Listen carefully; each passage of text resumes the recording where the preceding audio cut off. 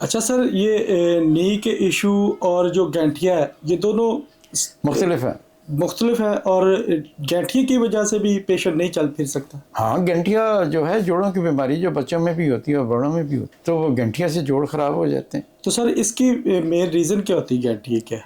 ये autoimmune disorder है। आपका क़ुव्वत मुदाफ़िअत जो है उसमें इस किस्म की तब्दीली आ जाती है कि आपका टिश्यू रिकॉग्नाइज नहीं करता, उसके ख़िलाफ़ वो रिएक्शन देता है जिसकी वजह से और जोड़ ज़्यादा ख़राब होते हैं इसमें। तो तकरीबन सारे जोड़ ही ख़राब होते तो सर ये काबिल इलाज है? हैं। बिल्कुल काबिल इलाज। हर एज में, बूढ़ों में भी, बच्चों में भी? नहीं, एक किसी बीमारी का भी ये जो होता है ना, वो आप इलाज उसकी बीमारी की स्टेज, एज, किस हद तक बीमारी है उसके मुताबिक डिवाइस करते हैं। ये नहीं होता कि जिसको गंठिया तो ये दो, ये चीज़ें नहीं, ऐसी बात नहीं है।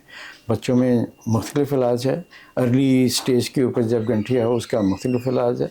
जब एडवांस स्टेज में हो, जब वो बीमारी ख़त्म हो गई मगर जोड़ ख़राब कर गई है, या बीमारी इतनी है कि जोड़ ख़राब हुए हों, उसका मुख्तलिफ इलाज है।